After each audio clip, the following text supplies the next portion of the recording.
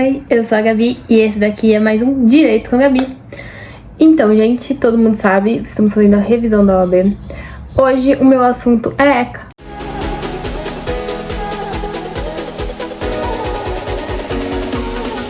Então, como eu falei um pouquinho antes, hoje o assunto é ECA, Estatuto da Criança e do Adolescente. Então, acho que o nome encaixa, né? ECA, enfim. O ECA, o próprio ECA, no seu artigo 2º, ele já vai descrever quem são as crianças e quem são os adolescentes. Nesse caso, as crianças vão de 0, bebezinho de tudo, até os 12 anos. Então, até os 12 anos é criança assim. Ah, eu sou pré-adolescente. Não, você é criança. De acordo com o ECA, não existe pré-adolescente, você é criança. E os adolescentes já começam dos 12 até os 18, certo?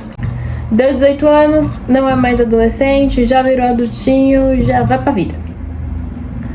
A aplicação do ECA, como eu disse no vídeo anterior, até falando sobre emancipação, ele é de caráter etário, então é sempre pela idade. Não importa se foi emancipado, o que aconteceu, se tá com menos de 18 anos, ele vai sim se encaixar no ECA. Não importa. Não importa nunca, foi emancipado, aconteceu X, Y. Não. É menor de 18? Então faz parte do ECA sim. Pronto, acabou, Estatuto da Criança e do Adolescente vai aplicar as regrinhas dele e não tem mais o que se falar, certo? Agora que a gente já sabe quem é criança e quem é adolescente, vamos falar sobre convívio familiar. Convívio familiar, ponto 1. Quem é a família natural? A família natural é aquela composta pelos pais e pelos filhinhos. Então, essa é a família natural. Está no artigo 25 do ECA.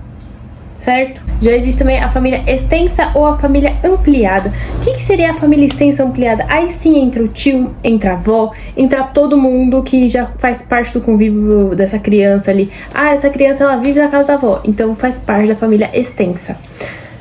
Ou família ampliada, é a mesma coisa. É o tio, é a avó, é o avô, são os primos, aí já entra a família toda. Sabe assim, aquele globão ali de gente? É isso aí. Essa é a família extensa ou ampliada. E também tem o terceiro pontozinho falando sobre as famílias que existem dentro do ECA. Esse terceiro é a família substituta, certo? Quem vai atuar com a família substituta? Existem 3 formas para que ocorra a família substituta. Essa parte aqui é mais fácil de gravar. Por quê? Porque você sabe aquele joguinho que você jogava muito tempo atrás? Sim, pelo menos acho que a maioria das pessoas jogaram. GTA. Então você vai gravar quem são os GTA. São 3, então GTA. Vamos lá? Primeiro ponto, o G. O G é do quê? É de guarda. Então, quem tem a guarda dessa criança, certo? Essa guarda só pode ser de forma nacional. Então, G é de guarda. Vamos para o T. T de tutela. Também só pode ser aqui dentro do país, só pode ser dentro do Brasil. Tendo dentro do Brasil, então pode ser guarda e tutela, certo? E vamos para o A do GTA. O A do GTA é de adoção. Acho que até aqui não tem nenhuma surpresa. A adoção pode ser nacional, pode ser internacional. Como é que ela se dá internacionalmente? Ela se dá através das convenções de Haia. O que acontece? Se o país ele tem essa convenção, então significa que ele vai proteger essa criança, então ele pode sim adotar e sair do país, certo? Então, a adoção ela pode ser de forma internacional, tá no artigo 31 do ECA, e ela é uma forma excepcional. Então, para adotar, a gente não vai levar em conta onde o adotante, qual é a nacionalidade do adotante, e sim onde o adotante habita, certo? Então, eu não vou pensar que ele é um alemão, eu vou pensar onde ele tá morando. Ah, ele tá morando nos Estados Unidos. Ele tá morando aqui no Brasil. Ele tá morando... Não, eu quero saber onde ele mora, eu não quero saber onde ele nasceu. Certo? Por conta da Convenção de Haia, onde diz sobre a proteção da criança e a cooperação na matéria de adoção internacional. Então, é por isso que você procura onde a pessoa habita e não onde ela nasceu para poder ser um adotante. Poder familiar. Agora, o pontinho vai ser poder familiar. Que raio é o poder familiar? É o poder do pai e da mãe, que eles têm que guardar essa criança, têm que cuidar dessa criança, eles têm que dar lazer, têm que dar educação, têm que dar saúde, alimentação, têm que dar todo o apoio que essa criança precisa. E cabe ao pai e à mãe. É aos dois, não é um ou outro, cabe aos dois. Antigamente tinha o tal do patriarcado, né, e tal, assim, já caiu por terra, tá? Quem acredita no patriarcado já foi, filho, já acabou, esquece essa parte aí. Então, hoje em dia é pai e mãe, os dois têm o poder. Poder familiar cabe aos dois. Cabe aos dois cuidar de tudo. Pra essa criança, pra esse adolescente. Tá ligado ao princípio da dignidade da pessoa humana. Por isso que cabe saúde, lazer, educação, tudo que essa criança precisa, esse adolescente precisa, pra poder sobreviver mesmo ali, pra poder crescer lindo, saudável. Eu sou pobre, eu não consigo cuidar desse meu filho. Eu vou perder esse poder familiar? Não, aí cabe a outras autoridades e tal. Mas quando é que eu perco esse poder familiar? Se quando me faltam recursos, eu vou perder? Nesse caso, você não vai perder. Você vai precisar de ajuda e tal, mas você não perde. Você perde quando você comete um crime doloso contra esse menor, quando você comete um feminicídio, um estupro de vulnerável. Por exemplo, se eu cometi alguma coisa contra esse menor, eu tô lá, não sei o que, aí eu vou e o meu motivo judicial foi porque eu cometi um crime contra esse menor, eu cometi um estupro de vulnerável, que é um crime doloso contra o menor, e daí eles vão lá e me tiram esse poder familiar. Porque, logicamente, eu não tô fazendo bem pra esse menor. Eu recebi uma condenação por crime doloso. Não foi culposo. Eu não atropelei ele sem querer, sei lá, tá estacionando na garagem, a criança apareceu na minha frente, eu dei uma batidinha nele. Não é uma coisa culposa. Eu fiz isso porque eu queria. Eu fui lá, peguei meu carro e atropelei o menor. Não morreu, mas foi um crime doloso. Então, por que vão me deixar o menor comigo? Tá vendo que eu não tenho capacidade nenhuma de cuidar? Então, eles vão lá e eu recebi a condenação dolosa de forma judicial, vão e me tiram a guarda, eles tiram o poder familiar, não é a guarda, né? Tiram o poder familiar de mim. Você só perde o poder familiar quando é uma forma judicial? Não. Também ocorre a perda do poder familiar quando ocorre a morte dos pais, emancipação, maioridade, ou então quando é feita a adoção. A adoção também tira o poder familiar dos pais. A adoção, normalmente, ela depende do consentimento dos pais. Então, normalmente, depende do pai e da mãe falar que não querem aquele filho que eles estão colocando para adoção. Mas quando acontece esse negócio que eu nem acabei de falar. Eu tava com meu carro, deixei jogar na frente do meu filho para poder matar ele mesmo. Tava cansada. Ok, ocorreu um crime doloso. Fui condenada. Me tiraram o poder familiar dessa criança. Eu não tenho mais direito de mãe sobre essa criança. Me tiraram o poder familiar. Eu vou poder falar, não, eu não quero que doe meu filho é meu, eu vou cuidar dele agora. Não, se me tiraram o poder familiar dele, ele pode ser posto sim para adoção sem que eu possa falar nada. Eu não posso reclamar, eu não posso falar um A, porque eu tive uma condenação dolosa, então foi me retirado o poder familiar. Agora eu vou explicar bonitinho como é que explica o GTA, lembra lá? Da guarda até a adoção. Agora eu vou dar um closezinho nesses três, certo? Vamos começar falando sobre a guarda. O que vem ser a guarda? A guarda, ela pode ser atribuída a um dos pais quando ocorreu o divórcio, pode ser atribuída a terceiros, desde que esse terceiro ele tem que ter o mesmo interesse do pai e da mãe. Então, ele tem que ter interesse de dar saúde para essa criança, de dar alimentação, de dar educação, que vai cuidar mesmo dessa criança. Não é pra deixar a guarda e deixar lá a criança lá, não, tá aqui na minha casa só, não deixa ele aí. Não, você tem que pegar e cuidar mesmo dessa criança. Por isso que você guarda, é uma guarda. Então, você vai pegar essa criança e vai guardar essa criança. A guarda também pode ser atribuída para abrigos, para famílias guardiãs, famílias adotivas, quando a família já tá no estágio de convivência. Então, eu tô querendo adotar aquela criança, aí eu trago ela aqui pra casa pra ver se ela se adapta e tudo mais. Então, essa aí também pode ser tido a guarda antes da adoção definitiva. Quando os pais se separam, ocorreu o divórcio e apenas um fica com a guarda, esse daí se chama a guarda unilateral. Quando os dois, guarda compartilhada, e podendo ser tanto a guarda compartilhada quanto a guarda unilateral, nenhuma das duas ocorre a perda do poder familiar, porque nesse caso não tem uma condenação, não teve uma emancipação, não teve nada que ocorreu para que perdesse o poder familiar. O que ocorreu foi só o divórcio mesmo, os dois ali se separaram e acabou. Não tem o que fazer, então cada um fica com sua guarda e já era.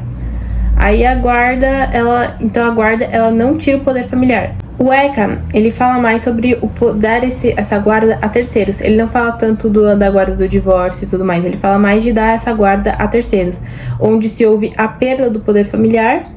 Então, se é dada a guarda para um terceiro, para um guardião, para cuidar dessa criança. E também ele fala sobre num caso onde um terceiro, ele vê que o menor está em uma situação de risco, onde o menor está em perigo e então é dado para um terceiro, para esse terceiro cuidar dessa criança, desse adolescente, o que seja, certo? A guarda, uma vez que ela é concedida, ela pode ser de forma definitiva ou então pode ser de forma provisória.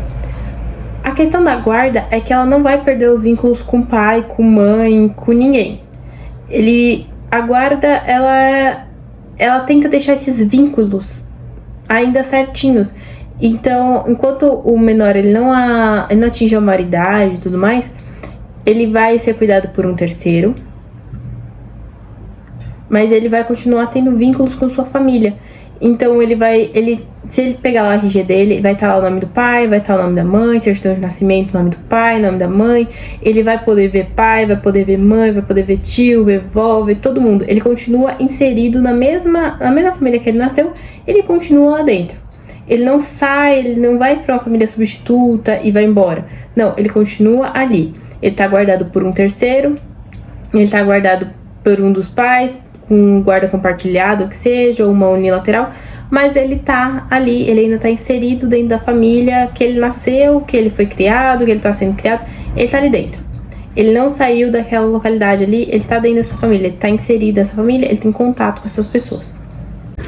Agora, continuando nosso GTA, vamos para o T, né? Que eu já tinha falado antes, que é de tutela. Vamos explicar bonitinho o que é tutela. Tutela é o famoso caso do Batman. Então, o que aconteceu? Os pais morreram, ou os dois pais perderam o poder familiar.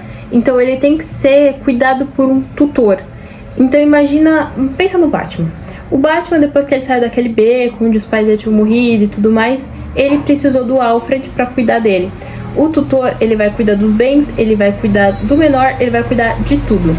A tutela, ela serve mais para cuidar dos bens mesmo do menor, não só do menor, mas sim dos bens dele. Então, é só você lembrar realmente, pensa sempre no Batman, gente. Pensa em tutela, pensa no Batman com o Alfred. O Alfred era tutor do Batman, porque ele, além de cuidar do Batman, ele tinha ainda que cuidar dos bens do Batman. Então, era um caso de tutela, onde o Batman estava sendo inserido em uma outra família, que não era exatamente inserção de outra família, né? Pegou uma pessoa para cuidar dele, e ele está sendo cuidado por essa pessoa que vai administrar também os bens dele. Lógico que se os pais morreram e não tivesse o Alfred ali, ia ser inserido em uma outra família substituta, onde essa família substituta talvez não precisasse adotá-lo. Podia só cuidar dele, então ia ser tutor dele, ia cuidar dos bens do Batman, ia fazer tudo ali pelo Batman. Mas no caso do Batman em específico, eu acho que é o melhor caso, porque você pensa sempre no tutor. O tutor do Batman é o Alfred. Pense no Alfred. O Alfred tem lá que tem que cuidar do Batman, tem que educar o Batman e ainda vai ter que cuidar dos bens do Batman. Até quando a tutela pode ser deferida? A tutela pode ser deferida até os 18 anos. Então, enquanto não completou 18 anos, a tutela pode ser deferida a qualquer momento. E depende das varas de infância e do adolescente fazerem essa tutela. Próximo ponto, adoção. Então, é o último ponto do nosso GTA. G, guarda. T, tutela. A, de adoção. A adoção é um caso excepcional, é um caso onde você já tentou tudo e é a última medida mesmo, a adoção. Então, ela é uma medida excepcional.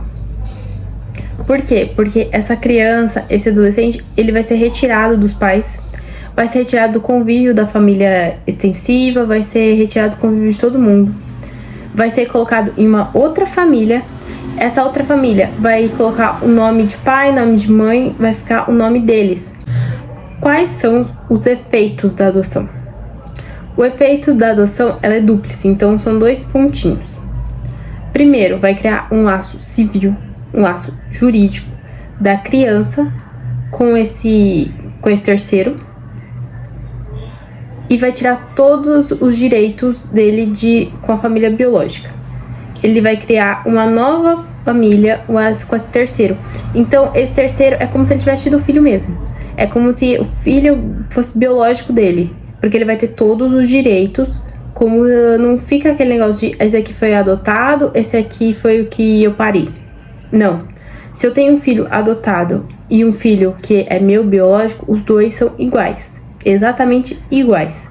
Não tem um direito a mais que o outro, não. Os dois têm os mesmos direitos. Então, ele é dúplice, o efeito então vai ser dúplice por quê? Porque ele vai pegar esses efeitos jurídicos, ele vai colocar todos os efeitos civis e jurídicos, vai criar um laço de filiação com esse menor e esse terceiro.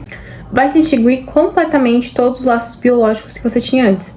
Só não se extingue os impedimentos matrimoniais. Ai, quais são os impedimentos matrimoniais agora? Simples. Irmão pode casar com irmão? Não pode. Filho pode casar com mãe? Não, não pode. Exemplo. Eles estavam na família, só que os pais eram muito novos, então eles não quiseram ficar comigo. Me deram para adoção.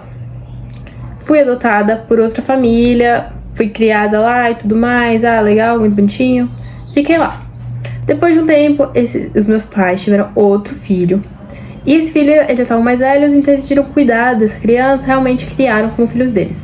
Depois de um tempo, descobri, me apaixono perdidamente pelo meu irmão. Quero me casar com ele. Posso? Não pode. Não pode. Ah, mas eu fui adotada. Não pode. Não pode. Quais são as características da adoção? Lembra daquele refrigerante? Pepsi. Então, as características da adoção é uma Pepsi. Por quê? Porque ele é pleno, ele é excepcional, personalíssimo, sentença judicial e irrevogável. Uma vez adotado, não tem como desadotar. É que nem emancipação. Uma vez emancipado, não volta mais atrás, não. Uma vez que você adotou, você não pode devolver. Adotou, é seu agora. Por que ele é pleno? Ele é pleno porque ele extingue e cria direitos. É como eu falei daquela partezinha anterior, falando sobre ele cria laços jurídicos e ele extingue tudo com a família biológica. Então, excepcional, porque ele vai desligar esse vínculo com os pais biológicos. É uma coisa que tenta se evitar a todo custo. Então, é a última tentativa, é a última coisa que se passa. Primeiro você vai tentar esgotar todos os recursos para depois colocar para adoção. Então, por isso que ele é excepcional. Você tenta evitar que a criança vá para adoção. Personalíssimo.